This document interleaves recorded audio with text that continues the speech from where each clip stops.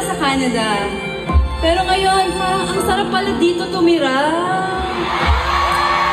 Before, my dream was to visit a cold city.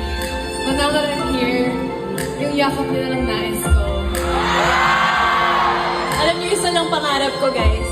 Pangarap ko magkaroon ng isang JR, Joanna Robles. Oh, ang dami kong pangarap noon. Ngayon, pangarap ko, maging wife niyo na lang. Dati, ang dami kong pangarap ngayon. Pangarap ko nang maging wife si CV. Colette Vergara.